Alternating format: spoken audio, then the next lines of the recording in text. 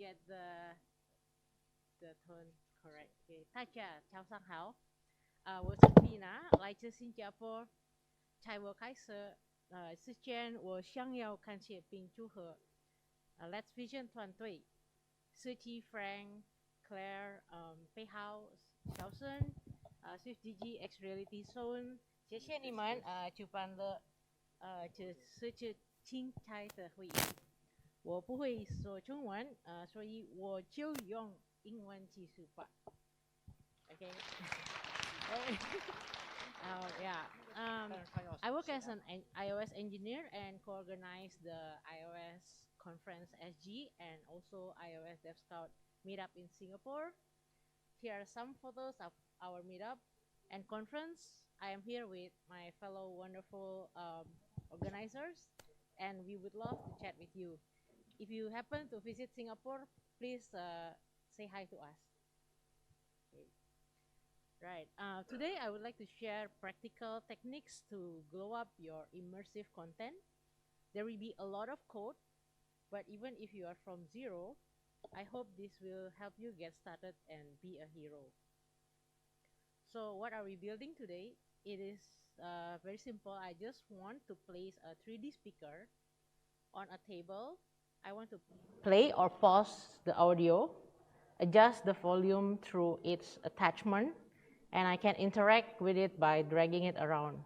While playing the audio, the animation, bass animation should also be playing.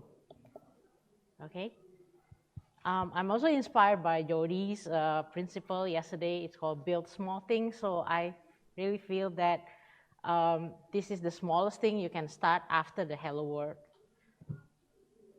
So there are two ways you can work with an entity object.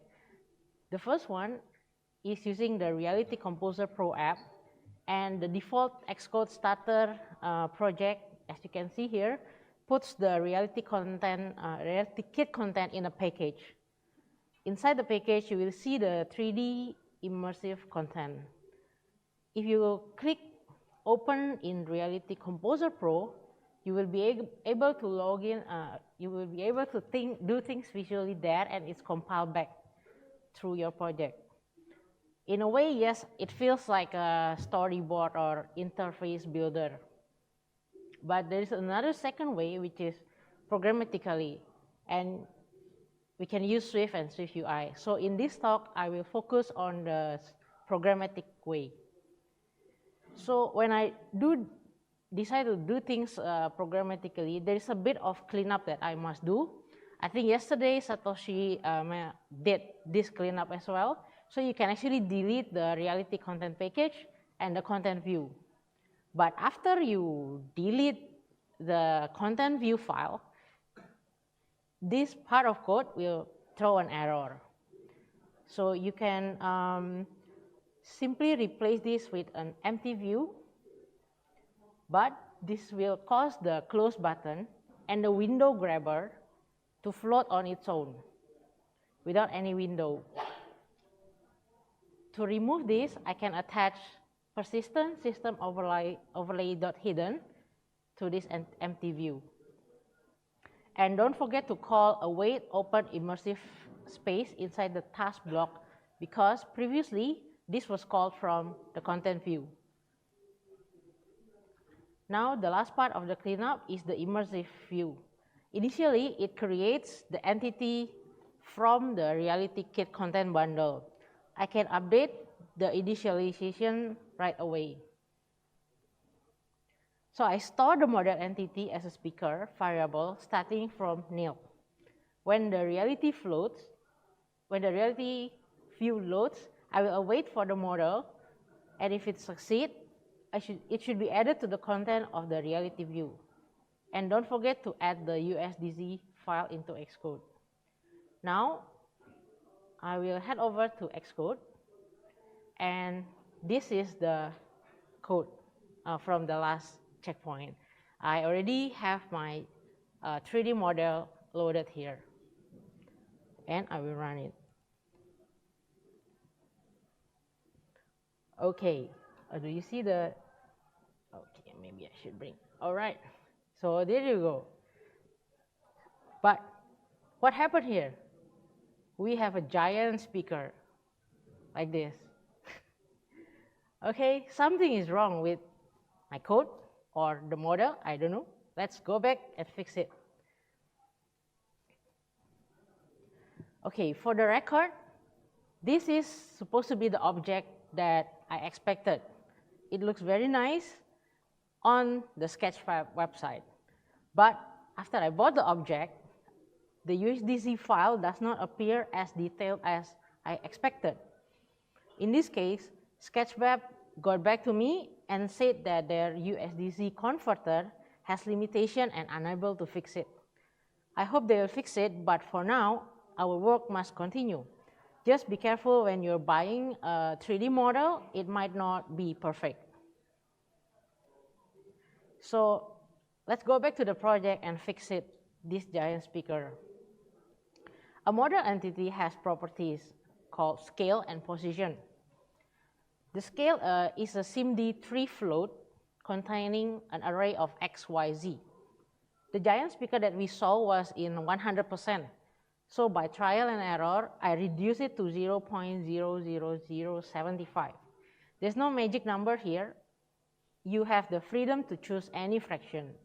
I simply find that this ratio becomes realistic for the portable speaker size. And then secondly, I position the z to be -1, which means the speaker should be placed 1 meter in front of me from where I'm standing now. Now, the size looks better, but don't you think it's a little dark? Usually, an object reflects light from the natural light or lamp. And so let's add some light on it. So Tim mentioned this before. Actually, there is like a ImageBasedLight component that we can load from a skybox file as an environment lighting effect. So first, I will drag this studio.skybox folder containing studio.hdr file into the project. And then I will load it as an environment resource. Then I set it to the speaker's component, ImageBasedLight component and ImageBasedLight receiver component. Here's the comparison for before and after. It looks good, right, with the image-based component.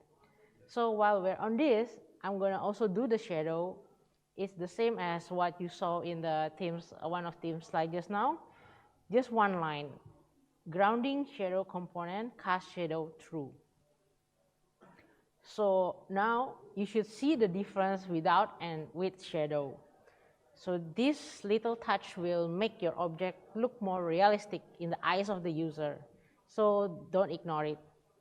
But in order for me to see the shadow, I must be able to lift up the speaker by interaction. To enable such interaction, I need to handle drag gesture.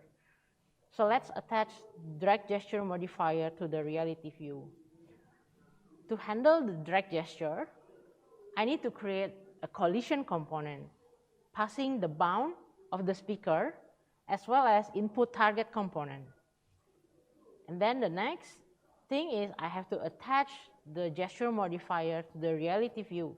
In this case, I create a drag gesture variable containing the drag gesture instance. Here is one simple way of handling drag gesture. You don't need to fully understand it for now, but in summary, when the user is dragging, the onChange closure is passing me the gesture value that I can use. Keep the initial position somewhere in a state called drag start position, and then you take the current position as an offset and add it to the start position to determine the new position of the speaker. Once the drag ended, reset the start position to 0. All right, so with these changes from scaling to drag gesture, let's hand over to Xcode again. I'm going to go to the next commit.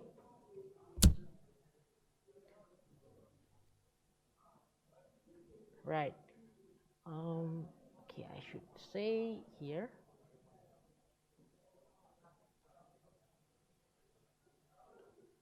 Okay, so this is how I added the drag gesture. Let's run it.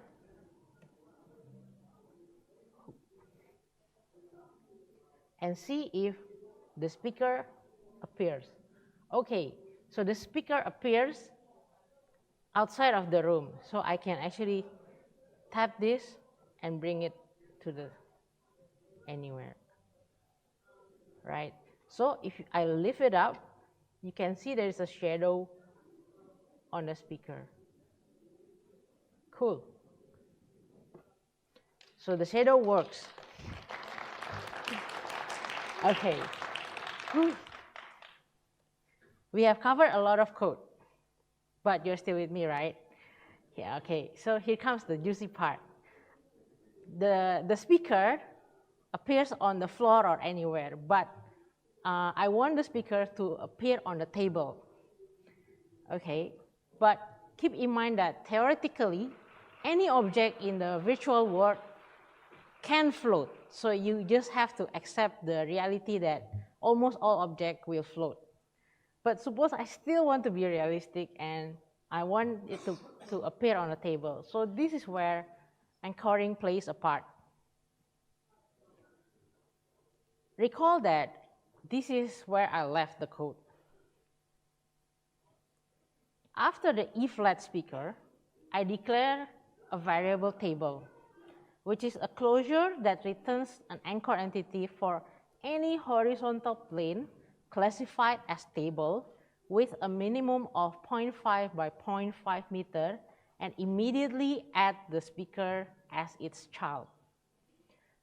Preserving the word transform true simply means that I want a model to keep its effective location and size within the scene.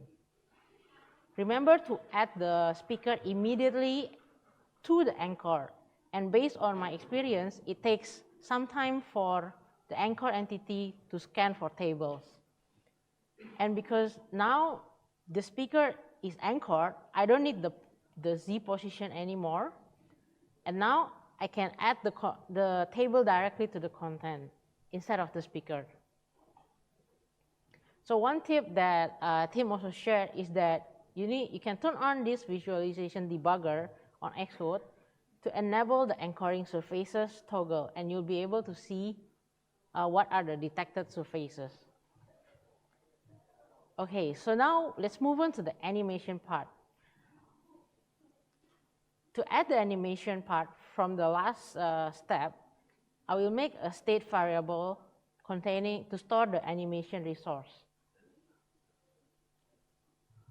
Just after I add the shadow, I can extract the available animation from the model entity and play it on repeat. Now, the base animation should play infinitely. But hang on, I need some sound. To add the audio, I can create a state variable for the audio controller with type of audio playback controller. Drag the wave sound file to the Xcode and load it as an audio file resource. You can assign the prepared audio to the audio controller right after the play animation. Call the audio controller.play. While we're on that, let me just sneak in the audio volume for you. I will have a state variable to store the volume. The audio volume, and assign it to the audio controller's gain property. I will cover the meaning of -30 in a bit. All right, so far I covered anchor entity, animation, audio, and volume. So let's go back to Xcode and play around with the audio for a while.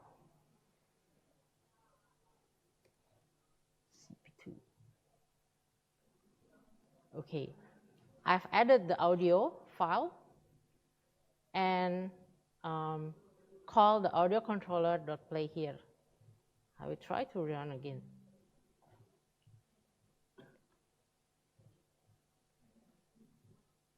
Where is my speaker? Ooh. Okay, here. Do you hear the audio? Right? So I'm actually playing at half of the strength of my audio. And how about the animation? I have to use this. Yeah, I have to use this and move so that you can see the animation. Okay, cool. So our animation and audio are running, but we still have one more thing to do. I will stop it for a while. Oh, I forgot to show you something cool. I will run it again. Okay. Come on, speaker.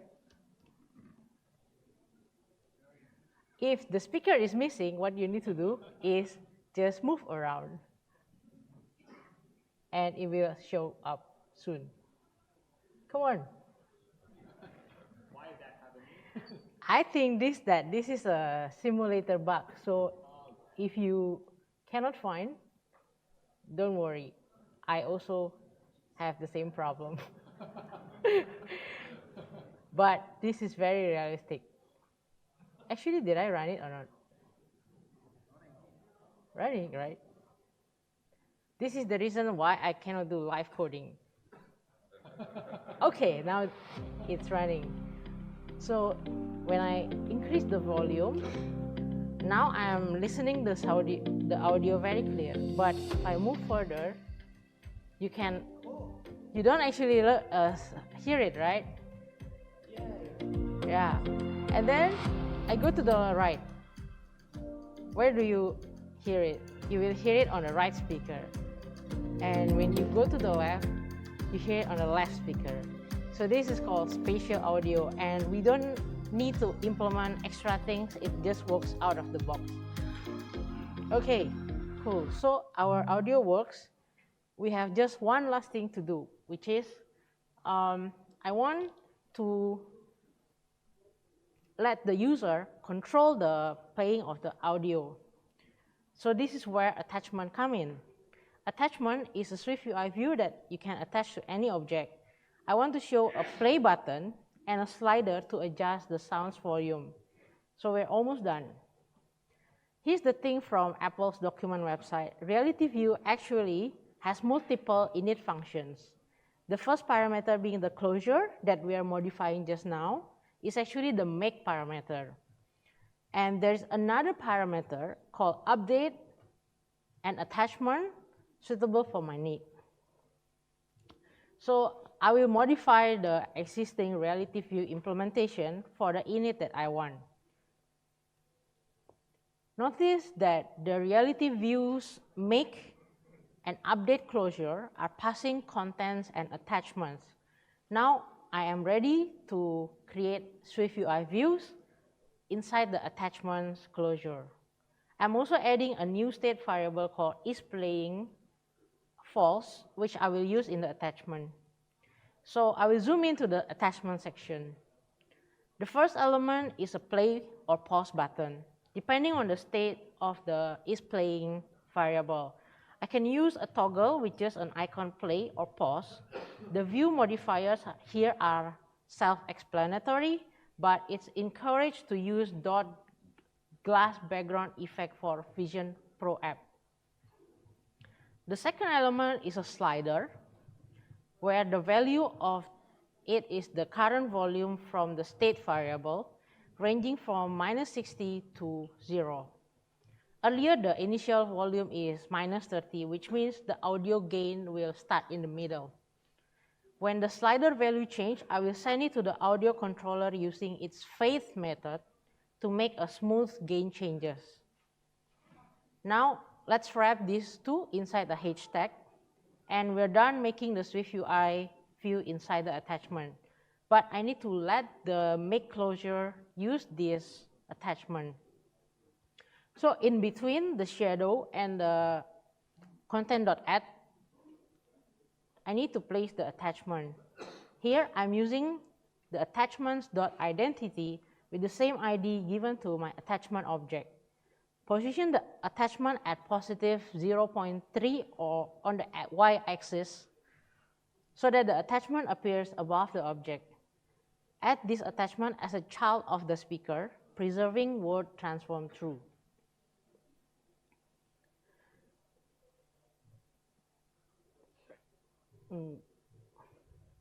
Right. To handle the play or pause state, I create a private function called animate that handles the logic.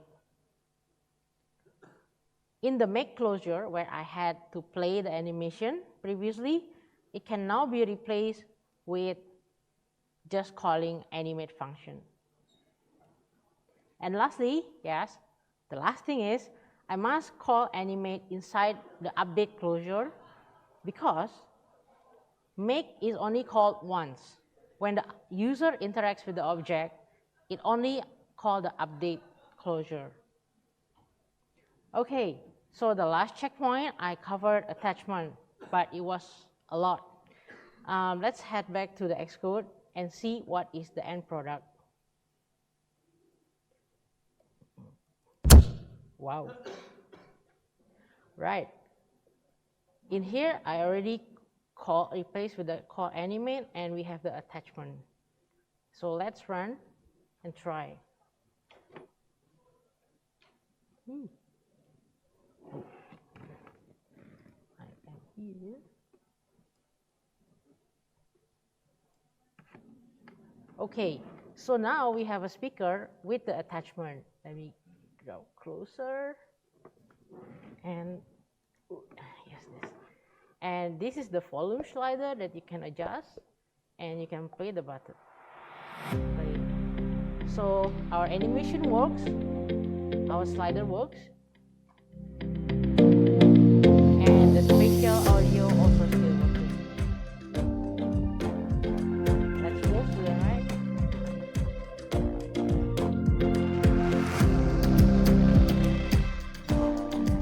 Okay, so kind of like expected, right? Kind of like what we can, such a simple thing that we can do within 20 minutes. No, I'm just kidding. After you see my talk, you will be able to build it in 20 minutes, although I spent 2 weeks to perfect it.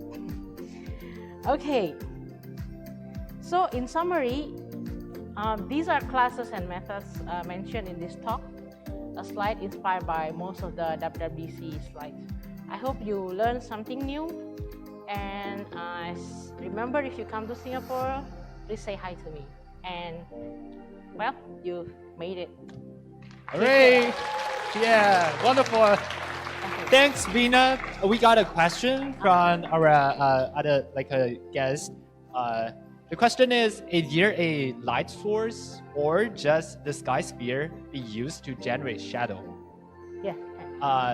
这个问题是说，这里是不是有光源，或者还是只是说这个环境的这个天空的这个面产生的那个阴影是这个怎么制造的 ？Yeah, the question is this. Your answer is yes. Yeah. So is there light source? There is light source. Light source. The question is. Yeah.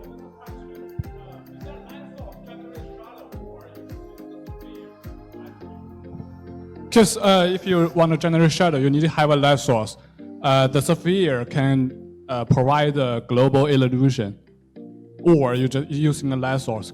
Do you set up it? In this case, I prefer the light source coming from the skybox. Skybox. Yeah, Yes, skybox the, only. The skybox file. Oh, okay. And is that soft shadow? Can you control that? Because if you're using a sphere, that means there was several light source. Everything is bright, it should be a light source. In this case, it's not a sphere, but it's called like image-based. You mean this file, right? This. Yeah. That's global illusion using a sky sphere. Yes. Yeah. Okay. And is there any one or two light source, or just using this image and it's automatically generated? I just use one source. One source. Yeah, okay. which is only this file. Okay. Yeah.